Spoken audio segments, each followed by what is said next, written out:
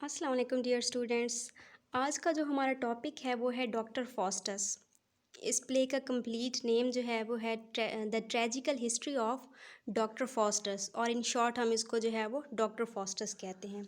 So doctor Faustus play is written by Christopher Marlowe. Christopher Marlowe जो है वो Elizabethan as के बहुत जो है वो फेमस राइटर थे, और इनकी जो है वो लाइफ स्पैन इतना नहीं है, 29 ईयर्स की इनकी जो है वो एज है, फ्रॉम 1564 टू 1593, ऑलमोस्ट 29 ईयर्स। और ये जो है वो एक शू मेकर फैमिली में पैदा हुए और काफ़ी रिलीजियस थे, और इन्होंने टोटल जो है वो 4 प्लेज लिखे हैं। नेक्स्ट जो है वो हम इसकी समरी डिस्कस करते हैं, summary of doctor Faustus. So first जो है वो डॉक्टर फॉस्टस जैसे जो है वो प्ले का नेम है, सो इसमें जो है वो मेन कैरेक्टर भी डॉक्टर फॉस्टस का है।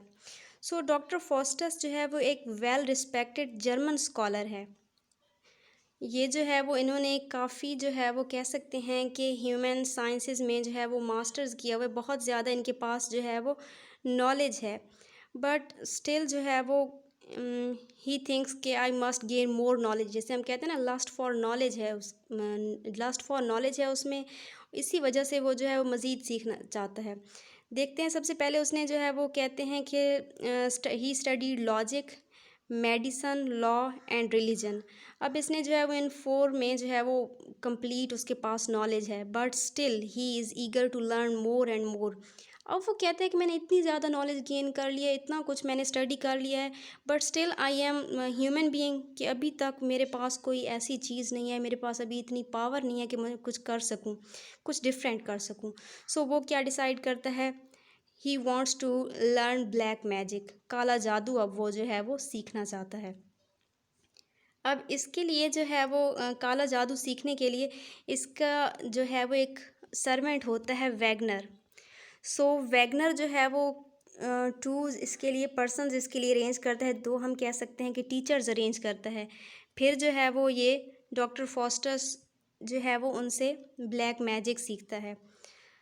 अच्छा, जब जो है वो ये डॉक्टर फॉस्टस जो है वो ब्लैक मैजिक सीख रहा होता है, तो वो डिफरेंट उसमें एक्सपेरिमेंट्स कर रहा होता है, उसमें मज़ीद अपनी नॉलेज जो है वो गेन कर रहा होता है। तो एक दिन वो क्या करता है, वो इस तरह से अपना जो है वह अपने एक्सपेरिमेंट्स कर रहा था, तो वहाँ पे जो है वो मेफिस्टोफलीस आ जाता है। मेफिस्टोफलीस इज़ अ काइंड ऑफ, हम कह सकते हैं, सैटन डेवल है। तो जैसे वो वहाँ पे अपीयर होता है, तो डॉक्टर फॉस्टस उसको कहता है कि मैं आपके साथ एक एग्रीमेंट करना चाहता हूँ कि मैं जो है वो अपनी जो है वो लाइफ जो है वो मेरी लाइफ में 24 ईयर्स, अगर मैं जो है वो आप मुझे पावर दे दें, तो मैं अपनी सोल जो है वो आपको दे दूँगा, यानी कि सैटन को दे दूँगा। तो अब मेफिस्टोफलीस जो है वो क्या करता है, वो कहता है कि मेरे पास जो है वो कोई पावर नहीं है, I am the servant of Lucifer. Lucifer as we know कि वो जो है वो हम कह सकते हैं सैटन है, डेविल है एट द टॉप। सबसे पहले लूसीफ़र है और फिर उसके बाद मेफिस्टोफलीस और फिर बाकी डेविल्स जो है वो बाद में आते हैं।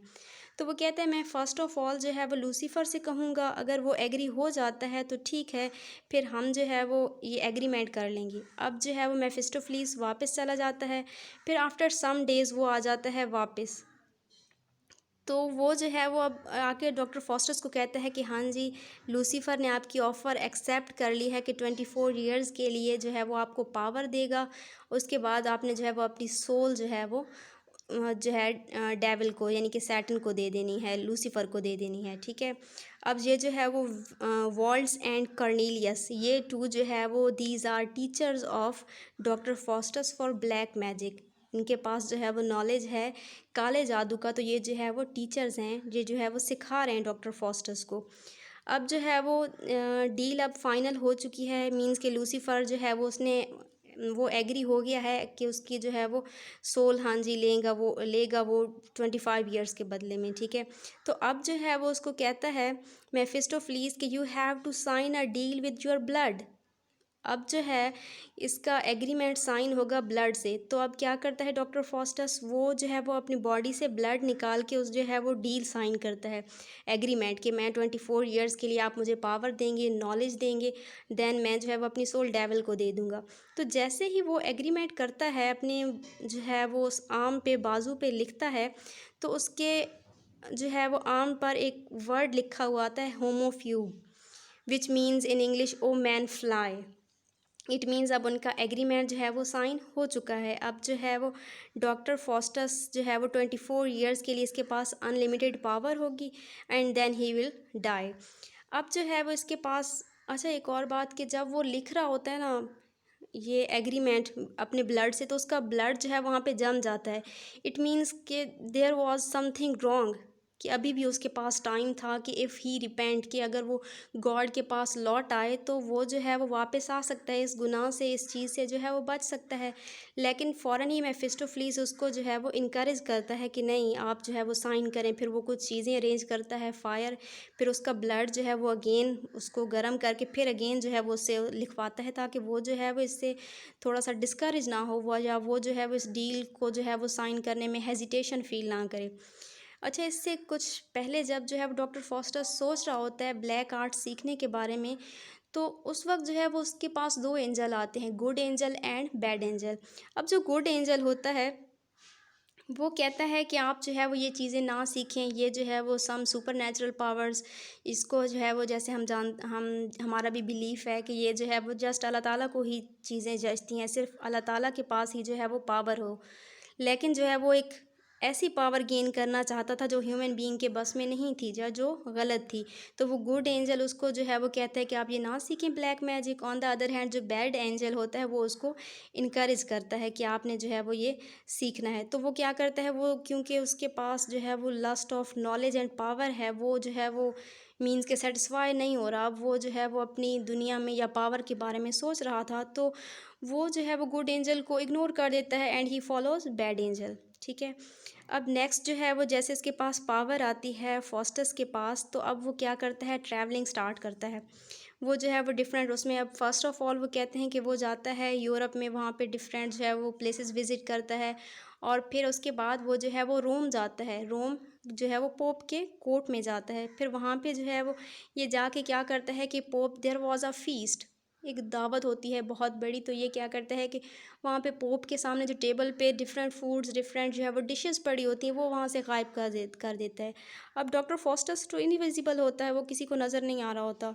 तो वो क्या करता है कि डिफरेंट जो है वो ट्रिक्स प्ले करना शुरू कर देता है। कभी वो पोप के साथ जो है वो उसके ईयर्स के साथ खेलना शुरू कर देता है उसको, इट मीन्स कि वो एक काइंड ऑफ उसको टीज़ करता है, उसको तंग करता है, वहाँ पे डिस्टर्बेंस जो है वो क्रिएट करता है। वहाँ से मतलब वो खाना जो है वो इस तरह से चुरा लेता है, और ये जो है वो उससे पोप को जो है वो थोड़ा सा तंग कर रहा होता है।